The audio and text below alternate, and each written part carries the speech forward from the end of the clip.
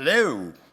Well, as a replacement speaker for George Neal, due to the government shutdown, I was really appreciated Pat's invitation to participate in this year's symposium. In her solicitation, she told me to bring a wry sense of humor and irony to the audience. I'll see if I can achieve that objective, but frankly, over the past couple years, neophytes at the White House, congressional staffer twerps, and spineless senior managers at NASA did their best to dissuade me of doing such things in public, so I'm a little out of practice. If you're really interested in following my daily opinions on space and snarky remarks, you can follow me on Twitter at SpaceArtAl. I retired from NASA last May, and other than a couple of speeches over the past summer, I've been on something of a sabbatical. Something, by the way, I highly recommend that everybody take advantage of at some point in your career. You need to get away and just think for a while. Over the past several months, I've been focusing much more on my space art than space policy. However, given the congressional shenanigans involved with the congressional shutdown, or government shutdown, it appears that I really haven't been missing all that much. Heck, I threw in the towel back when the sequester kicked in and public outreach and education programs were, for the most part, suspended. I didn't care to participate any longer in the going out of business sale for public outreach. But I do admire my former colleagues at NASA and contractor colleagues who have hung in there, have stayed focused on the main event, get to return to work today. They've not let the insane politics of the moment get in the way of their dedication and commitment to advancing the space agenda. I'd like to begin my remarks with a brief historical point of information about this very symposium series. The first international symposium on personal spaceflight took place here in 2005 and was co-chaired by Pat and Bill Gobetz of DCX fame. There was just one primary sponsor, Ariane USA, for which we have Clay Mowry to thank and continue to thank for his superior ongoing support. The speakers were primarily drawn from the then fledgling new space community with just two government speakers, Paula Trimble from the Office of Commercial Space Transportation at FAA, now with the Tory Group, and a researcher from the Air Force Research Lab. As noted in the official 2005 program guide, the symposium was designed to, quote, lead participants through the multifaceted dimensions of personal spaceflight, ranging from the technical developments necessary to achieve safe, routine flight to, from, and through space, to the new personal businesses, opportunities, and economic benefits that will open in space and here on Earth, end quote. Among the various tracks available to attendees at that first symposium, my favorite was Creating the Personal Spaceflight Revolution. The panel description noted that winning of the Ansari X Prize by the Spaceship One team provided proof through multiple flights that the technology is available in the private sector to support evolutionary development of safe, affordable spaceships enabling routine flights to space by the general public. These are incremental steps starting with suborbital flights with single spaceports, progressing to suborbital flights between nearby spaceports, and finally to orbital flights and flights between spaceport pairs located halfway around the world. The continued competitiveness of the industry will be dependent on the continued improvements and development of new technologies that will lead to increased safety and lower cost. And even though this symposium took place a year after the award of the X Prize, there was a snicker factor attached to the discussions and aspirations of those promoting sustained personal and commercial spaceflight. But think about it. Here we are 8 years later, and the snickers have, for the most part, been silenced. This has occurred for several reasons, many of which you've heard over the past day and a half. Beginning with the second symposium, NASA personnel have regularly appeared as speakers and panel members, each year representing higher and higher levels of management. Joining the top-level leaders from new space companies who have been the standard bearers for this venue, senior officials from legacy aerospace companies have become routine as well. Over the years, the word commercial was added to the symposium marquee, featuring speakers and discussions on business opportunities in low Earth orbit and beyond. Since the first symposium, the ISPCS community can be proud of successful commercial cargo flights to the International Space Station by SpaceX and Orbital Sciences. We're on the verge of commercial suborbital flights for the public by Virgin Galactic, X-Corp, and several other companies working to enter the field. The publication of scientific and technical papers on a wide range of suborbital flight and space tourism issues has become much more common. As I was preparing for this speech, I was flabbergasted by the amount of material that's out there if you Google suborbital space travel and all the scientific papers that are being produced.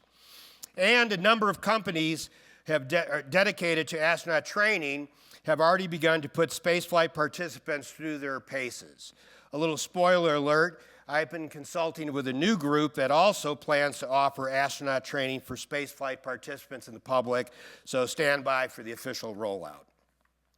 Further validation of the original vision for this symposium series can be seen in the recent marketing study completed by the Tory Group for George Neal's office at FAA. In their 10-year forecast for demand of the suborbital reusable vehicles, the Tory analyst reported that it is reasonable to project a baseline of sales of up to 4,000 seats/cargo equivalents across 8 potential markets over a 10-year period once suborbital commercial space flights and service has begun. These sales could generate anywhere from $300 million to $600 million, perhaps as high as $1 billion.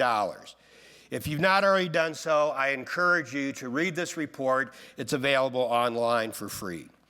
Finally, with the development of 2 space-based reality shows, we've even secured a niche in popular culture. As Pat mentioned in her opening remarks yesterday, earlier this month, Richard Branson and Mark Burnett announced that they are collaborating on a new program called The Space Race, a reality show. According to NBC Entertainment President of Alternative and Late Night Programming, Paul Teleghetti, the scope of this endeavor is so staggering that it took these 2 titans to even imagine it. While it's wonderful NBC is participating in this new program, Mr. Teleghetti may have exaggerated the uniqueness of the program by claiming it took these 2 titans to even imagine it.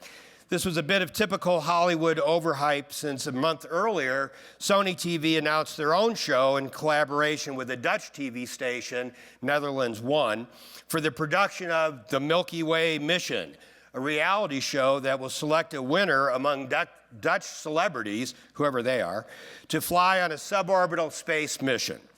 I have a very personal interest in the expansion of personal and commercial space initiatives as a means to directly engage the public in space opportunities. My first job at NASA was to manage a national competition that put high school student experiments on the space shuttle. My next assignment was to lead the spaceflight participant program that featured the teacher in space and journalists in space opportunities. Along the way, I was involved with the Getaway Special program, integrating mid-deck experiments on shuttle flights, coordinating corporate payload specialist flights, and helping to place the first art object ever flown on a shuttle mission through the non-scientific payload program. During my NASA career, I worked with the Zero Gravity Corporation during its startup phase, and while at Northrop Grumman, was involved in creating the Waitlist Flights of Discovery program that sponsored parabolic flights for educators. Hearing from the other speakers and seeing the startling videos of actual things being done and of progress being made with commercial activities to engage the public really does my heart good. Clearly, given all this progress in commercial sector, Pat, Joy, Lynn, and the rest of the organizing team here have come a long way since that first gathering in 2005. Their tenacity and vision are to be applauded.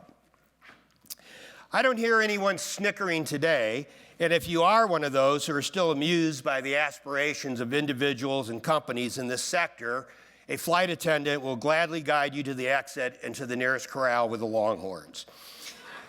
In addition to being provocative, Pat asked me to address issues related to the risk and rewards of personal space flight, especially for the suborbital market. When talking about risk, sooner or later, the subtext gets around to the issue that we speak about in whispers, What happens when somebody gets killed either on the ground or in flight? I received my first tutorial on risk during my time with NASA's Spaceflight Participant Program. It afforded me an excellent opportunity to get up close and personal with ordinary citizens who had the dream to fly in space. In 1982, a NASA Advisory Council task force was formed to determine if it was appropriate to fly a non-astronaut on a shuttle flight. After a year-long study, the task force concluded that their fact-finding indicates that it is feasible for NASA to fly individuals on shuttle missions beginning in the mid to late 1980s. By the summer of 1984, the Spaceflight Participant Program was born. NASA determined that the first opportunity would be solicited from the ranks of the nation's educators. A second competition was designed for journalists. Over the course of the program, we received thousands and thousands of letters from astronaut wannabes, each presenting a strong case for why they should be the one to be on the next shuttle mission. It is truly a universal dream, regardless of age, gender, occupation, nationality, or even physical challenges. Despite the task force rationales and recommendations, not everyone was so convinced this business of flying private citizens on the shuttle was such a great idea. After all, the task force began its deliberations around the time of STS-4, the final orbital flight test, when it completed its mission. The actual report came out around the launch of STS-7 with the first flight of an American woman in space, my friend and colleague, the late Sally Ride. One of the common complaints among the naysayers was that spaceflight is just too risky for anyone other than professionally trained astronauts. Surely it was too early to even think about placing a passenger on board.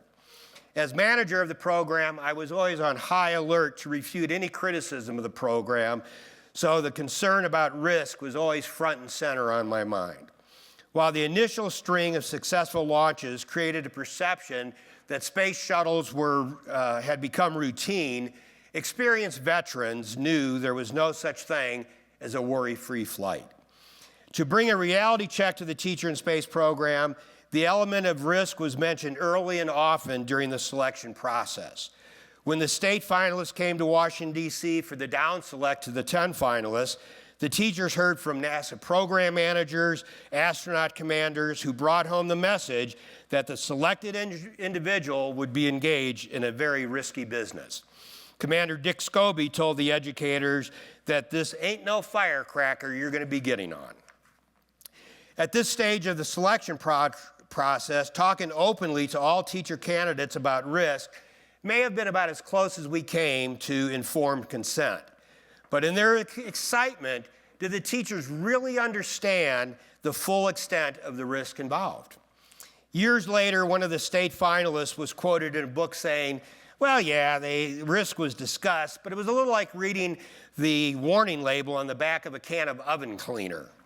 I'm so glad he didn't make the final 10, idiot. Certainly, during their 6 months of flight training, Teacher in Space designee Kristen McAuliffe and her backup, Barbara Morgan, who eventually did get to fly as a full-fledged astronaut on STS-118, surely they were given additional insight to the dangers and risk of spaceflight. However, after the tragic accident of the 25th shuttle mission, the I told you so crowd and chorus was highly vocal in complaining that Krista didn't fully appreciate the true threats and challenges that are inherent in human spaceflight. Therefore, future flights should be reserved for professional astronauts. The nation was again reminded of the risk involved in spaceflight in 2005 when the Columbia Space Shuttle broke apart during re-entry. The second accident created a culture at NASA that supported a belief that in the future, human spaceflight should only be undertaken if it is truly worth the risk. How such risk is defined has always been somewhat elusive. Fast forward to today, and it's encouraging to see the issue of risk in public spaceflight is once again front and center. Earlier this year, a conference on the topic of space tourism, risk and solutions was held at Lloyd's of London, the mothership of risk and insurance. The International Institute of Space Commerce, affiliated with the International Space University, co-sponsored the conference. Panelists discussed space tourism markets with the associated issues of insurance, healthcare for the spaceflight participants, regulations, and the business atmosphere. During the discussions in London, it was noted that the public needs a clear understanding of the risk involved with commercial space transportation and will need to be convinced that the risks are being managed effectively. However, the legal liability framework for space tourism flights is still evolving with little international agreement on regulation. Elements of risk cover a wide range of concerns. What are the specific risks that this new sector needs to address? Well, one would hope that safety is at the top of the list, yet at a special 2004 NASA-sponsored conference on risk, space historian Stephen Dix mentioned that we should have a balance between caution and boldness. Safety will always be a secondary priority in a bold venture because the first priority is simply to go. Otherwise, there would be no exploration. I kind of doubt that you're going to find many NASA senior managers who would be willing to endorse Steve's views that safety is a secondary thought. Throughout my career at the agency, safety always needed to be on chart number one. I think a more realistic approach to the point Stephen spoke about is to have a balance between well-mitigated risk and acceptable risk, because an element of risk is always going to be there. When Aerospace Industries Association President Marion Blakey was still the head of FAA, she was interested in safety as a priority for the non-flying public. In 2004, she stated, "Our first concern will be the safety of the uninvolved public, making sure that as it grows and develops, that we're doing everything to protect the folks on the ground and to make sure that people who go into space understand the risk." During that same time, then Associate Administrator for the Commercial Space Office at FAA, Patty Grace Smith, observed that passenger awareness of risk was a key hurdle in the way making space travel as routine as aviation. She asked the questions: how do we know that a spaceflight participant understands the risk of what they're doing? How do we know they understand everything about what they're about to undertake? A lesson learned from my NASA experience is, are we sure the individuals have taken the risk message to heart as something other than the warning label on a can of oven cleaner? Some commentators noted that the eccentric millionaires might be willing to accept any risk and waive every claim against an operator in exchange of being pioneers of the beyond Earth adventure. However, as a result of marketing promotions, lotteries, sponsorship activities, there could very well be a number of not-so-eccentric people on early flights who deserve protection. It will be up to the experienced providers to help ensure that their customers come to a personal eureka moment regarding risk. Surely, after the Challenger and Columbia accidents, the majority of American customers ought to be respectful of the inherent risk of spaceflight and realize that despite taking all the necessary precautions, you can still have a bad day in space. Addressing areas of risk will be essential and integral to any pre-flight training protocols developed by the vehicle operators. Thus far, FAA and Georgia's Office of Commercial Spaceflight have promulgated regulations based on informed consent. According to the regulations, operators must prepare a written informed consent waiver form for the review and signature of each spaceflight participant. The written informed consent must include and state when the operator informed the spaceflight participant in writing about the hazards and risk of the missions, including the safety record of the launch vehicle type, identify specific launch vehicle to which it applies, state the spaceflight participant presence on board and launch vehicle is voluntary, have the warnings need to be written in plain language, always a challenge in Washington, be signed and dated by the spaceflight participant at the time of consent, specify conditions under which informed consent remains valid. However, signing the form does not relieve the operator of responsibility in the case of gross negligence.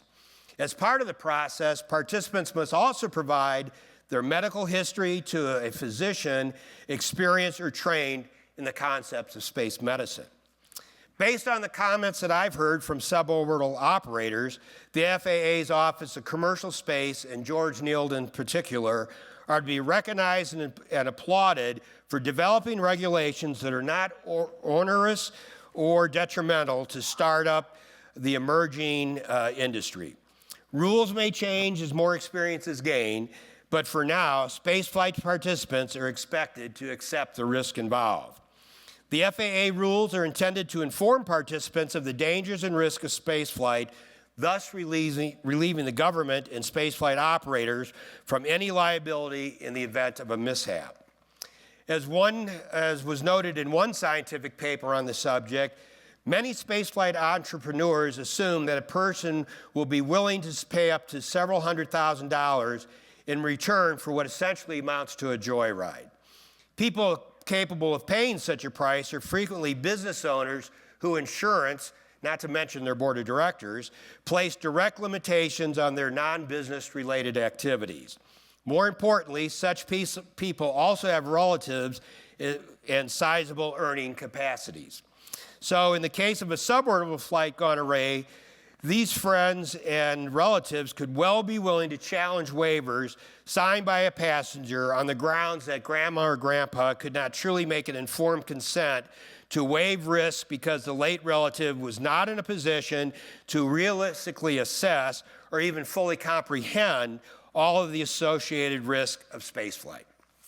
Although informed consent waivers signed by participants will indicate that they are responsible for assuming risk, it remains to be seen how enforceable such waivers really are in our culture where you can't drink a hot cup of coffee without someone wanting to sue. Technically, if passengers sign the waiver, there will be no requirement for additional regulation. It remains to be seen if this regulatory protocol can be maintained.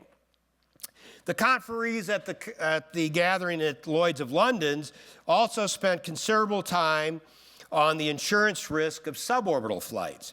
It was agreed that space tourism requires a brand new class of insurance framework for the emerging industry. A key point is that we are dealing with new vehicles operating in a new environment with sparse and unproven track records.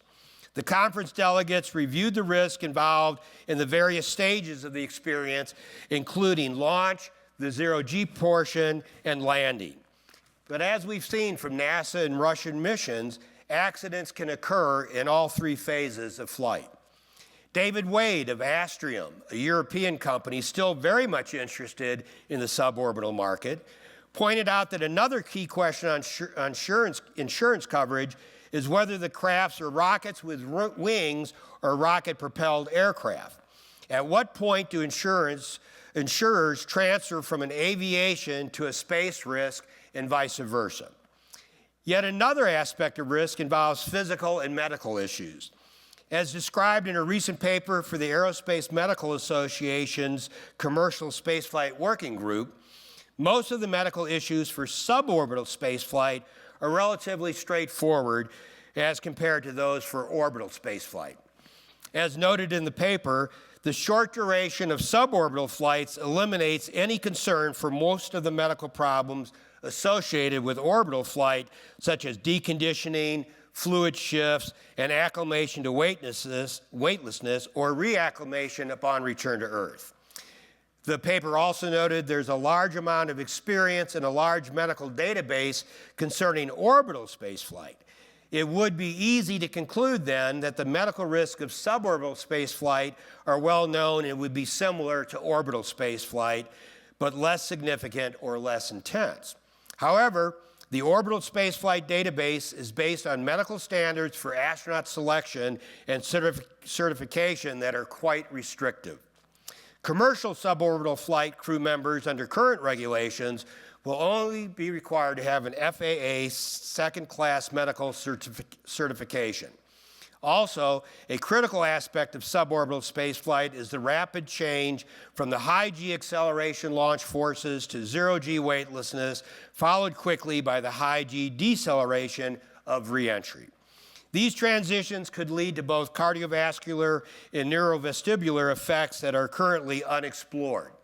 Even using a centrifuge in parabolic flight, there is no way to completely simulate these forces and this total environment pre-flight. This is yet another area where a better understanding of the associated risk will take place over time and with the benefit of experience and the collection of a lot of statistics. Over this past weekend, I was able to see the movie Gravity in IMAX and 3D, which, by the way, is the only way to see this movie. I highly recommend you go see it. And by the way, I hope you're not among these knuckleheads that are out there overly concerned about how accurate the science and engineering aspects are portrayed in the film. I don't recall people becoming all that upset in Star Wars and Star Trek when they broke the rules of physics or took poetic license. It's like getting upset that Roy Rogers shot 12 bullets from a six-shooter. For goodness sakes, people, Gravity is a movie. It's entertainment. Get over it. In any case, the heavy emphasis on space debris in Gravity made me wonder if this would be a risk factor at some level for suborbital consideration. A review of scientific papers on the topic presented me with a bit of a surprise.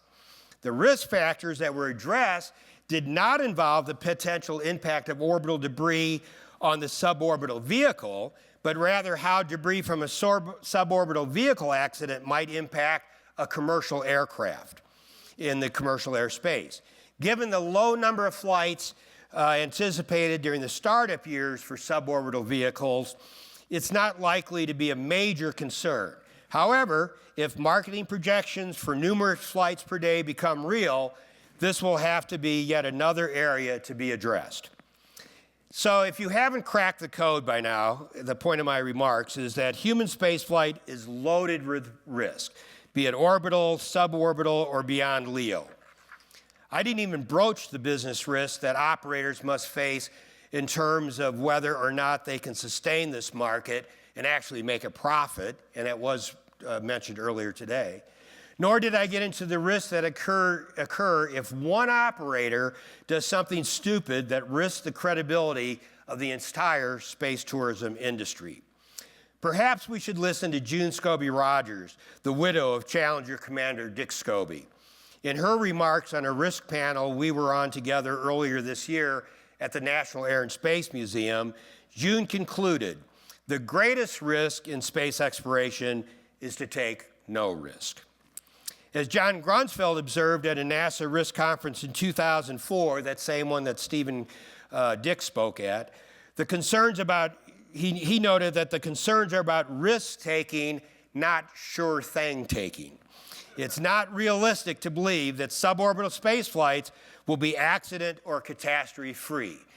None of the marketers here today want to talk about that, but it needs to be addressed. However, from my personal observations and discussions with company personnel, I'm reasonably optimistic that the vehicle providers are doing what they can to eliminate, mitigate, and minimize risk associated with suborbital flights. Contrary to critics who often carp that private spaceflight providers, especially the new space revolutionaries, will cut corners in costs to improve profit margins.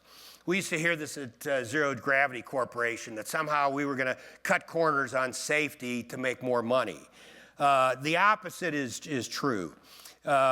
Just as we at Zero Gravity, and that this industry will only succeed if we can deliver a premium experience with an acceptable level of risk and an exemplary safety record. It's clear to me that the providers intend to follow the basic FAA regulations, focus on safety, allow customers to opt out at any time, communicate frequently with their customers, ensure the training experience maximizes informed consent. If they have not done so already, I would recommend that the space tourism industry, perhaps led by the Commercial Spaceflight Federation, develop a comprehensive contingency plan and communications plan in case of an unthinkable accident. A united front by all carriers may do a great deal to help reassure participants in the pipeline, government officials, and the public that an isolated incident should not shut down an emerging industry just during its startup phase. I've always wondered, why do accidents involving space seem to have a bigger impact on the public psyche than the loss of life in other human endeavors? After Challenger and Columbia, the nation went through prolonged periods of reassessments and self-flagellation. As a nation, we seem to be incredibly risk-averse when it comes to the loss of astronaut life. No offense. It's because the public feels such a special connection. Is it because the public feels such a special connection to the astronauts? Does the public believe that space is such an idyllic reserve where bad things aren't supposed to happen and success is always guaranteed? How will the space community and the public at large react to the first suborbital space disaster? Are we willing to accept more risk for high-income daredevils and people of means than we are for government-sponsored astronauts? Might there be a sea change where we care less if an accident happens to the financial elite, or at least to Ashton Kutcher? I have no specific answers, but ask you all in this community to ponder these questions as we look forward to the first suborbital flights, hopefully in the near future. While Pat also asked me to address the reward side of the risk-reward equation for suborbital flights, since I've not done it, I don't have much to offer. I can tell you that the rewards of seeing a high school student be able to place his experiment on a space shuttle mission and have direct experience with astronauts, or teachers who were able to fly through the Northrop Grumman Weightless Flights of Discovery program and how that stimulated them as educators. I've seen the rewards of that. So it's really going to be up to the customers in the 8 different markets identified by the Torrey Group study to determine if their participation in flights was worth the risk and price of admission. As we've seen from 50 years of human spaceflight experience, a trip into space impacts individuals in different ways. Some astronauts come back with stories of glory and feelings of world unity enabled from the overview effect. Others struggle to put the experience into words and would rather be left the hell alone and not have to trot out how they were personally impacted. The key thing is that from now on, commercial spaceflight opportunities will make it possible for a wider range of humanity and a larger number of people to take a risk and experience their dream to fly. What new things might occur as a result of more and more people being able to break the bonds of Earth? In a 1984 article in Newsweek about the original spaceflight participant program, I thought they did a fun job of summing up what drives our dream to fly. In the article, it stated, "It is an unabashedly utopian dream, a return to the old pioneer ideals of limitless expansion and the perfectibility of mankind, and a chance to start over, to be tadpoles, not frogs." I look forward to the stories and revelations the early spaceflight participants will have to share once they assume the risk and are rewarded with the opportunity to make their dream come true, and yes, to start over. Happy trails to you, my fellow tadpoles, and see you in orbit.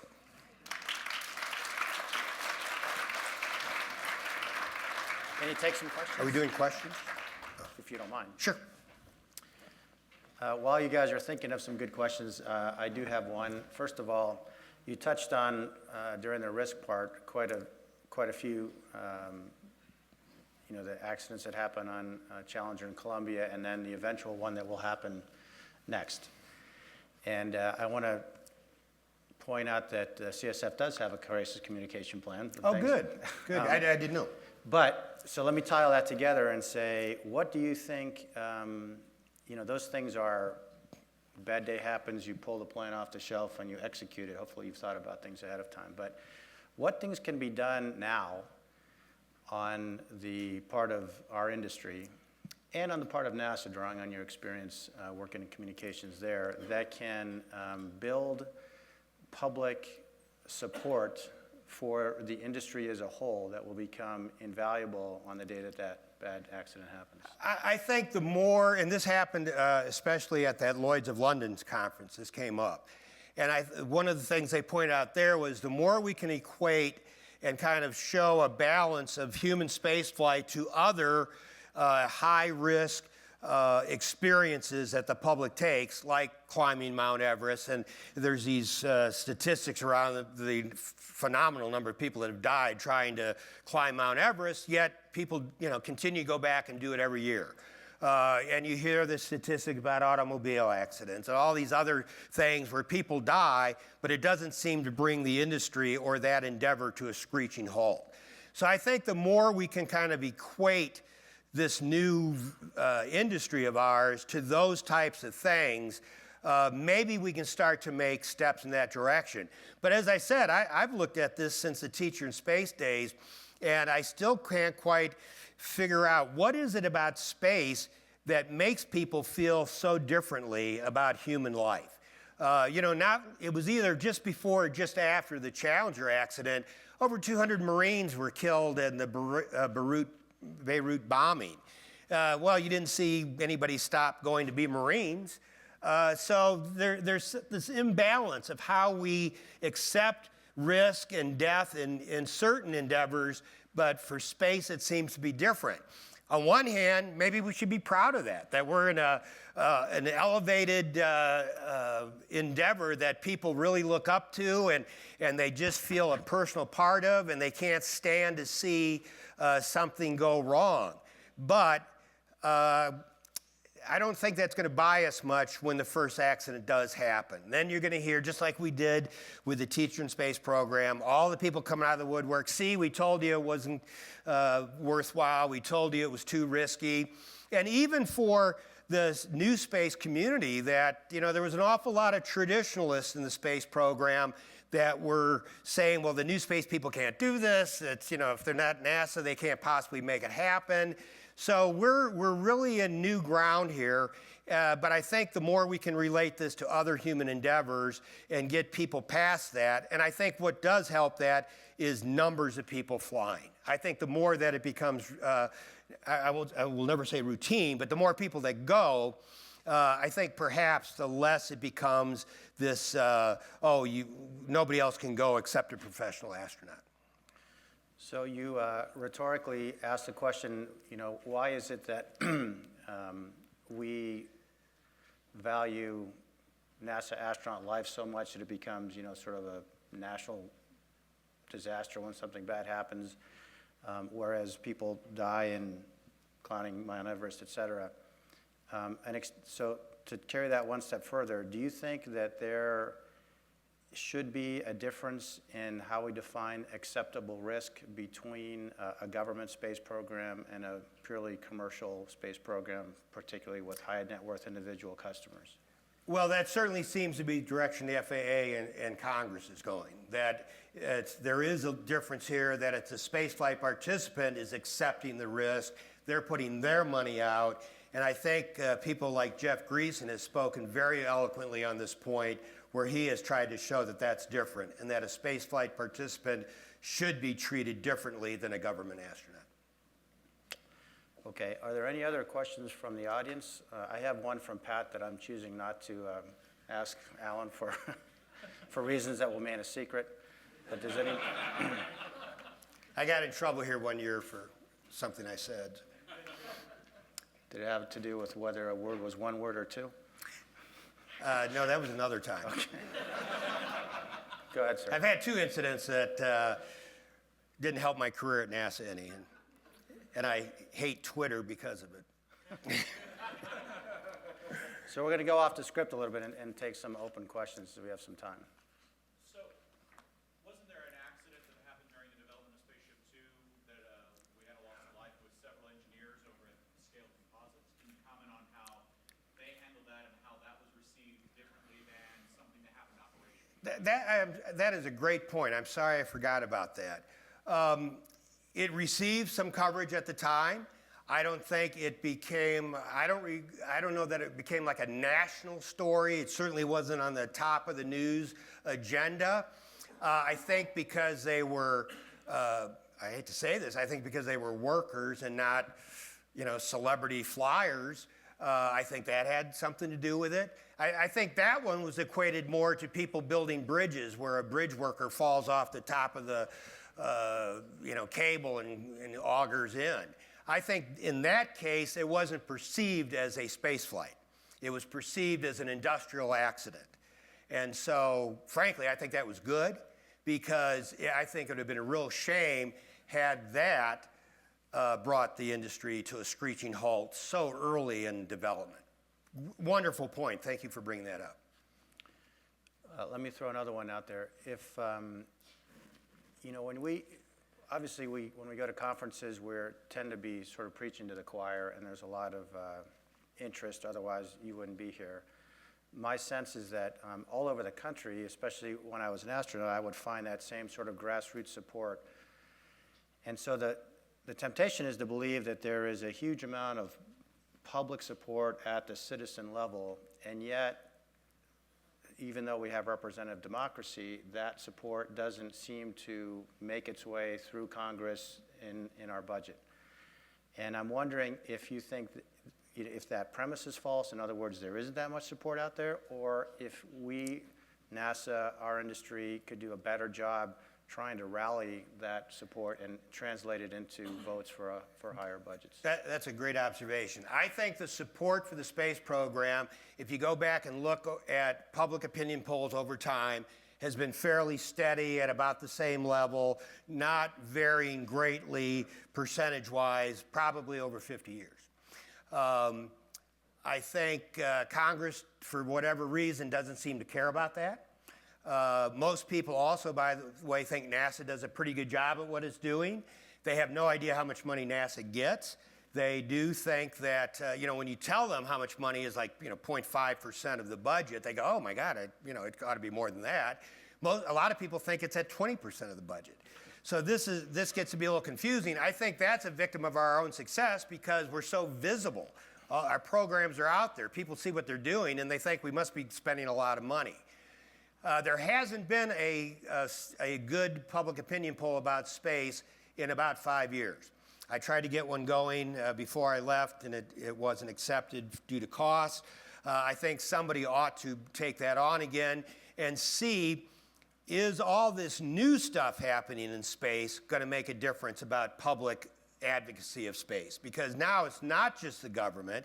More people can get directly involved, and will that help us? The huge communication issue that I wrestled with and retired very frustrated, never being able to make the dent I had hoped, and that is that here we are 2 years, 3 years after the end of the shuttle program, and people think NASA's out of business.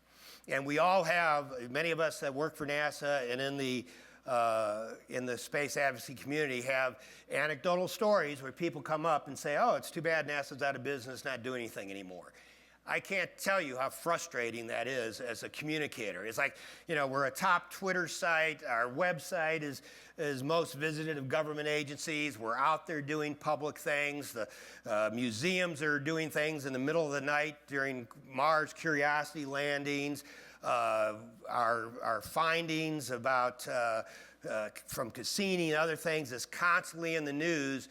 And why people still think we're out of business is absolutely beyond me. On the other hand, they know the name of Kim Kardashian's baby. So, who knows? Maybe this space reality thing is going to help us out. If that's what it takes, I'm really going to just do space art because I give up. But question over here. Do you see the risk driving standardization of training within the suborbital versus orbital market? Well, I'm not sure. I think we'll have to see how that goes. I thought Brett Alexander made an interesting point today. I think it was Brett that said, their experience and what they're going to offer would be a little different from others. So I'm not sure you can have a kind of a centralized, everybody has to do this system. I think there's, it's like the Pirates of the Caribbean. There are guidelines, not, what's the line they use? Guidelines, not rules. I think there needs to be a core things that they have in the training, and I think FAA has pretty much addressed that. I'll tell you one quick story if I have the time. Sure. During my experience with Zero G during the startup phase, we had a client that wanted to fly their top salespeople on one flight and foreign journalists on another. And this was at an air show. So we gave our briefing in a tent along the runway. It was noisy. And we went through our standard safety briefing, what's going to happen. These people sign medical waivers. They sign the release forms. And then, but yet I looked around and they were all stuffing themselves with food and drinking and smoking. And I'm going like, oh my God, why are they doing this, half hour before we're going to fly? And we get up there, and on that flight, I think 8 people, maybe 9, started, rolfing within 2 parabolas. Afterwards, I'm taking some of them back to the hotel, and I go, what were you thinking? And they go, well, we didn't understand that we were actually going to do parabolic flight. We thought we were going to do an overflight of the local area. And this is after they signed waivers, after we gave them a briefing. So I don't take anything for granted anymore when I'm talking about it. Like that idiot that said, well, yeah, but that was like reading an oven cleaner can. I think providers would be well cautioned not to make assumptions, not to assume that their message is being heard the first time. I think there needs to be repetition of the safety messages throughout that experience. It's kind of like you go to Disneyland. Hell, you can't get on certain rides without seeing the provisos 10 times before you get to actually get on the ride itself. So don't assume anything. Make sure people understand. And I do think that the experience is going to have to be tailored, provided what the experience is. Certainly, X-Core experience is going to be different than Virgin Galactic's experience. So I think the training itself would be not the same. But good question. So you you mentioned. Oh, is there another question? I'm sorry.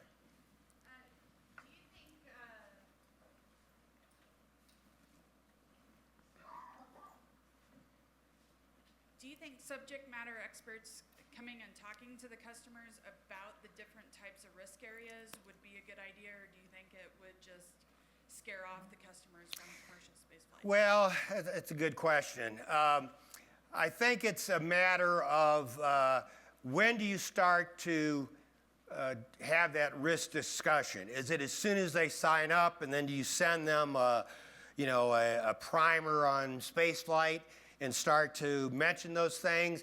There's going to be this delicate balance that the operator is going to have to go through. They want to encourage people to fly. They don't want to scare them off, but they want to be responsible about the risk. So I think there's a balance there. Certainly, I think it can be worked out, and I have confidence. I know a lot of the people running these companies. I have full trust in their ability to want to do the right thing.